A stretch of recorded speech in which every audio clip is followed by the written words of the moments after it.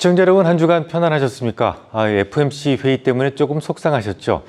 요즘 세상은 편가르기가 한창인 것 같습니다. 미국이 칩4 동맹이나 혹은 인도태평양 경제협력기구, 즉 IPF를 통해서 중국을 포위하려 했다면 중국은 샹하이 협력기구를 통해서 반미 진영을 추스리고 있습니다.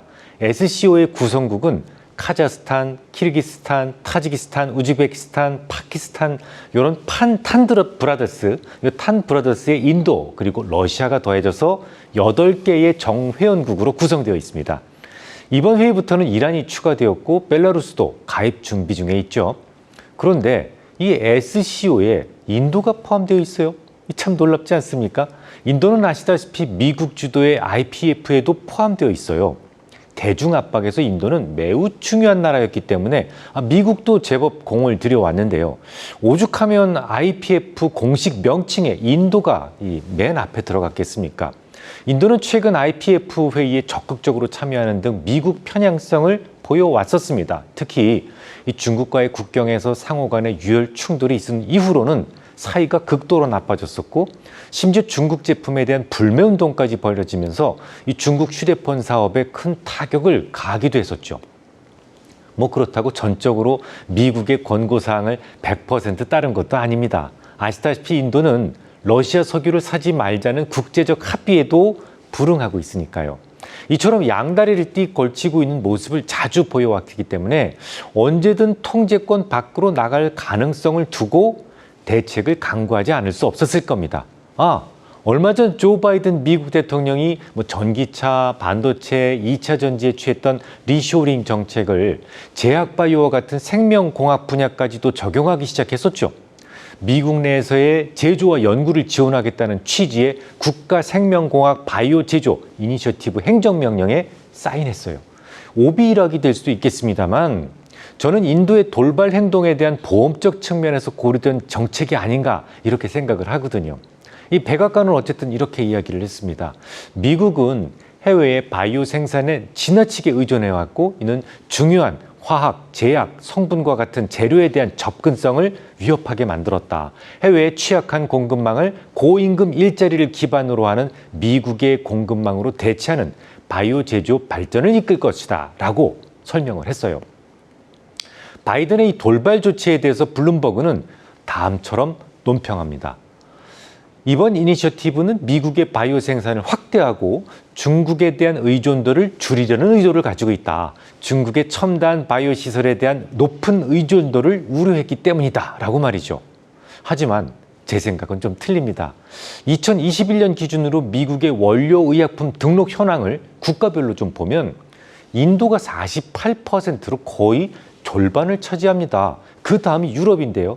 22% 비중을 차지하고 중국은 13%의 점유율로 인도에 비해서 고작 4분의 1에 불과해요. 게다가 품목수가 아닌 생산 비중으로만 본다면 인도의 비중은 62%까지 압도적으로 상승합니다.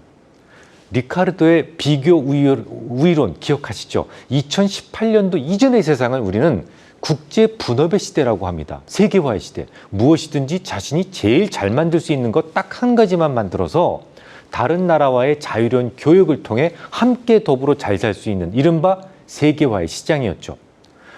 마치 우리가 반도체에 대해서 큰 자부심을 가지고 과점하고 있던 것처럼 인도는 제약바이오 위탁 생산 분야에서 압도적인 점유율을 유지하고 있었던 겁니다.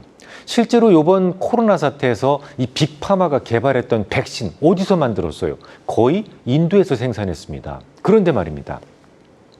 이 세상 일을 누가 알겠습니까? 지금까지 인도는 IPF와 SCO 둘 다 가입한 채로 간만 보고 있었어요. 그런데 어느 순간에 덜컥 나 IPF 안 해. 그리고 SCO로 들러붙는 상황이 발생한다면요. 그날로 이 세상은 순식간에 아무리 아파도 약을 구할 수 없는 약품 대란에 빠질 수밖에 없어요. 인도가 그만큼 큽니다.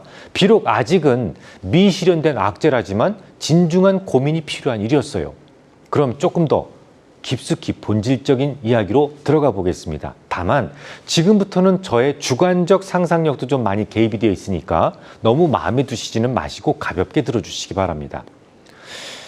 분명 중국은 차기 패권을 노리고 있었다라는 것이 분명하죠. 이 기축통화라고 하는 것이 트리핀의 딜레마라고 하는 불치병을 달고 살 수밖에 없어요. 그래서 수명이 대략 100년 정도에 불과하거든요. 1944년 브레튼 우주조약 때부터 쭉 달려온 달러가 이제 기축통화로서 수명이 다 되었다라는 생각을 하는 사람들이 제법 많아지기 시작을 했습니다. 그러니까 자격만 된다면 누구라도 차기 패권을 노려볼 수 있지 않겠습니까? 이를 위해서 준비했던 것 중에 하나가 이 반미 진영을 통합하는 플랫폼으로서의 SCO였다라는 생각입니다.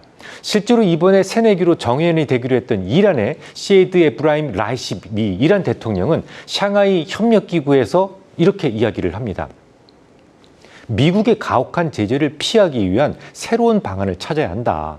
SCO 회원국 간의 지속 가능한 교역을 하는 것이 하나의 방법이 될 것이고, 중앙아시아 지역의 안보기구를 확대하는 것은 미국의 일방주의를 견제하는 데 도움이 될 수 있다라고 말이죠. 그러니까 명찰은 샹하이 경제협력기구예요. 하지만 결국 미국의 일방주의에 맞서자는 취지의 모임이다라는 것 누구도 알 수 있습니다. 특히 러시아가 우크라이나의 이 국경을 넘고 나서는 국제적으로 왕따가 됐죠. 이 시진핑이 러시아를 적극적으로 품으려는 모습이 보이기 시작했는데요. 샹하이 협력기구에서도 서로 간의 친밀감을 대놓고 과시했죠. 푸틴은 중국의 대만 정책에 대한 지지를 했고 또 미국을 규탄했습니다. 시 주석은 거기에 맞장구를 쳤죠. 지난 2일에는 러시아 주도의 13개국 합동 군사훈련에 중국이 2천여 명의 병력을 파견했는데요. 아시다시피 미중 간 무역전쟁이 언제부터 시작됐죠? 2018년도. 그때부터 시작이 됐는데 그동안 중국은 미국의 눈치를 보아왔습니다. 그래서 한 차례도 러시아 군사훈련에 참여하지 않았었거든요. 그러니까 중국은 2018년도 이후로 처음으로 러시아 주도의 군사훈련에 참여하게 된 겁니다. 이 시진핑과 푸틴의 회동이 있었던 그날도 양국의 해군 함대가 태평양에서 대규모 연합훈련을 벌였어요. 이는 SCO를 군사적인 동맹체까지 승격시키겠다라는 신호로 받아들여지고 있습니다. 그런데 말이죠. 무엇보다도 중요한 게 있습니다. 이번 SCO에서 가장 눈에 띄었던 것이 있었다면 바로 중국산 국제 결제 시스템이었어요. 굉장히 중요합니다. 지금까지의 국제 결제 시스템은 뭐였습니까? 미국이 주도하는 스위프트였습니다. 스위프트를 통하지 않는다면 국제 결제가 되지 않아요. 그러니까 누구라도 여기로부터 퇴출되는 순간 후진국이 되고 맙니다. 악의 추기로 낙인이 찍히는 순간 저성장과 혹독한 물가 급등에 시달려야만 했죠. 이번 SCO 정상회의에서 시진핑은 이렇게 이야기를 합니다. 우리는 지역 통화 결제 비율을 확대하기 위한 SCO 회원국들의 로드맵을 잘 이행해야만 한다. 현지 화폐를 이용한 국제 지불과 결제 시스템의 개발을 강화하고 SCO 개발은행을 창립해서 지역 경제 통합을 촉진해야 된다라고 말이죠. 결제 시스템의 개발을 강화하겠다라고 했지만 사실 중국은 이미 오래전부터 CIPS라고 하는 것들을 만들어 놓고 있었어요. 이 CIPS가 전격적으로 가동되기 시작된다면 이론적으로 세계 인구의 40%를 기존의 달러 시스템으로부터 완전히 분리시킬 수 있게 되는 겁니다. 이제 시 주석의 위험천만한 제안은 사마르칸트 선언을 통해서 현실화되기 시작했는데요. SCO 국가들의 통화를 상호 교역 결제 수단으로 이용하는 것을 점진적으로 늘린다라는 내용을 공식적으로 선언하기에 이릅니다.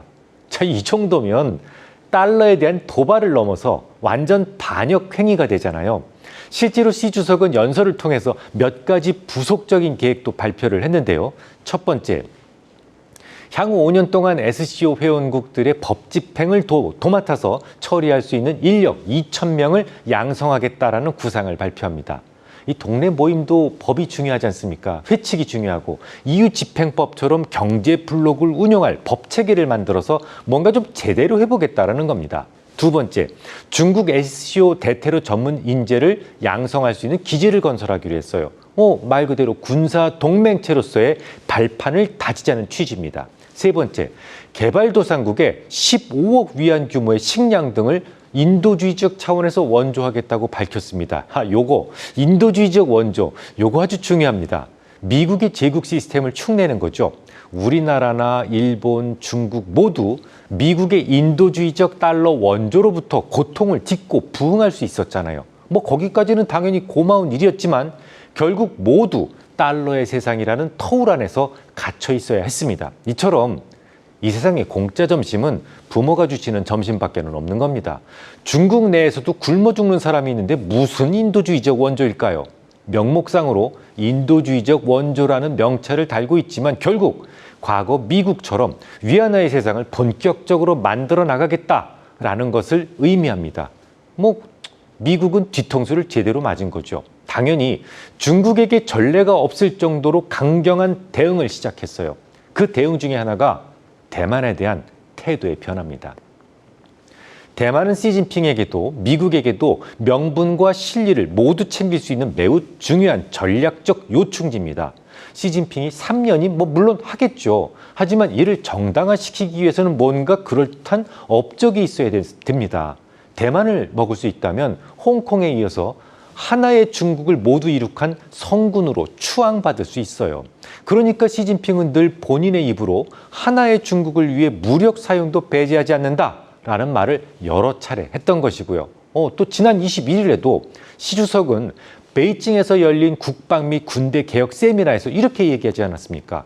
개혁 성공 경험을 진지하게 정리하고 운영해서 새로운 형세와 임무 요구를 파악해야 된다.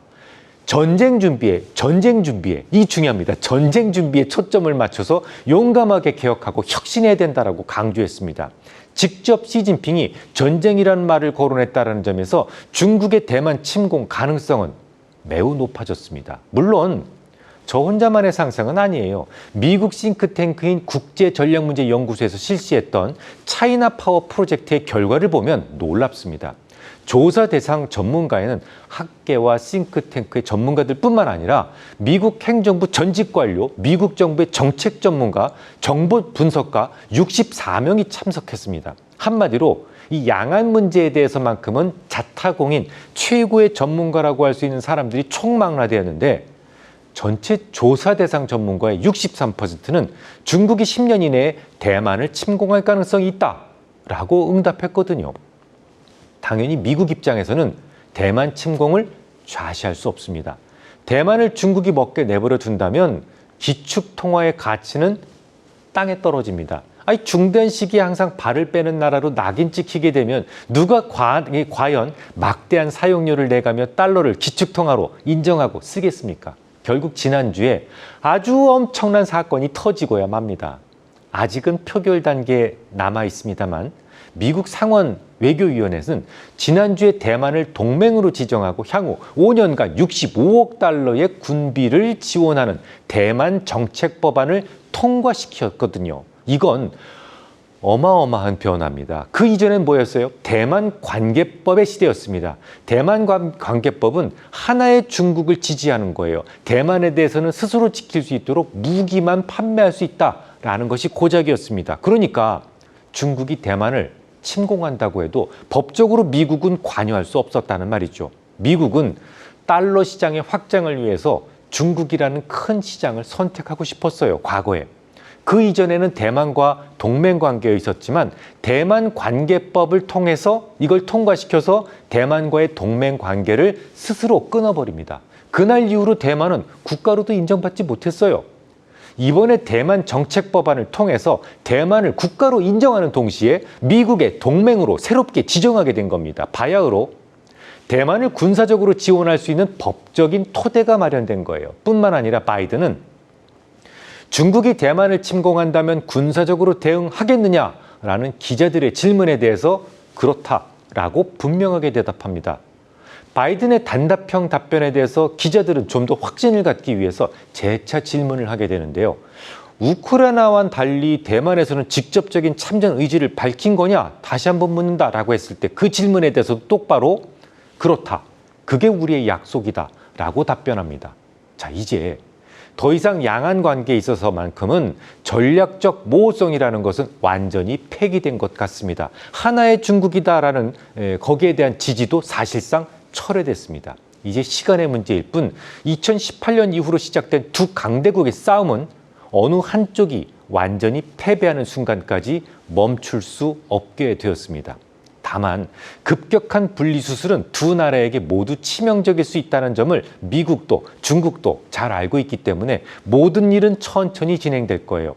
SCO가 비록 인구로만 친다면 세계 인구의 40%라지만 GDP로는 20%에 불과하거든요. 러시아와 중국이 친밀함을 과시하고 있다지만 러시아는 중국 GDP의 10분의 1에 불과합니다. 이 작은 시장과의 협력을 위해서 큰 시장을 스스로 포기할 만큼 중국인이 바보는 아닙니다. 미국 역시 중국이 제공하는 공산품을 지금 즉시 단절할 수 없어요. 결국 중국의 외교적 목표는 러시아와의 군사동맹을 구축하면서 경제와 관련해서는 여전히 서구와의 협력을 모색하고자 할 겁니다. 실제로 시진핑은 푸틴에게 우크라이나 관련 우려의 목소리를 전달한 것 같죠?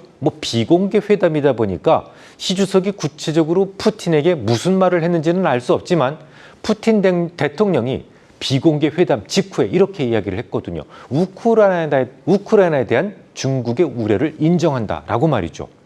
그러니까 뭔가 불편한 감정이 전달되었을 가능성이 높습니다. 그런 점은 인도도 역시 마찬가지입니다. 모디 총리는 16일이었죠. 푸틴 대통령과의 회담 때 공개적으로 아예 카메라를 켜놓고 지금은 전쟁의 시대가 아니다. 전쟁으로 인한 식량 에너지 위기가 개발도상국에 더욱 가혹하다. 우리가 어떻게 하면 평화의 길을 갈 수 있는지를 논의할 기회를 찾자라고 말했습니다. 인도 역시 러시아의 석유를 싸게 사오고는 있지만 석유만 가지고 먹고 살 수는 없거든요. 러시아로부터 권리 실리를 취하면서도 서방의 눈치를 보지 않을 수 없었을 겁니다. 실제로 상하이 협력기구 정상회의에서 이 중국과 인도의 정상들이 태도가 사뭇 달라졌다라는 평가를 뉴욕타임스는 지적하고 있습니다. 정리해 보겠습니다. 지난주에 경천동지할 만한 엄청난 일이 있었어요. 시진핑이 SCO에서 기축통화에 대한 반기를 번쩍 들어올렸고 미국에서는 대만 정책법을 통과시켜 응수했습니다. 이제 두 나라는 루비콘 강을 건넌 거예요. 다시는 되돌아올 수 없습니다. 세계화의 테두리 안에서 음과 양이 화합하는 시기는 완전히 저물었습니다. 달러가 황혼의 시기에 접어들면서 새로운 패권에 중국이 공식적인 도전자로서 나서기 시작한 겁니다. 당연히 샹하이 협력기구는 세상을 친미와 반미로 가르는 중요한 플랫폼으로 성장하게 될 겁니다. 중국은 우크라이나 사태를 기회로 샹하이 협력기구에서의 영향력을 확장하려 할 것이고 미국은 중국을 공급망에서 배제하려는 과정을 가속화시킬 겁니다. 원래 지구 위에서의 삶은 누구에게나 고달픈 겁니다. 하지만 모든 과정은 매우 천천히 진행될 것이며 우리는 또 다른 세계에 잘 적응하고 살아가게 될 겁니다. 다음 주에 뵙겠습니다.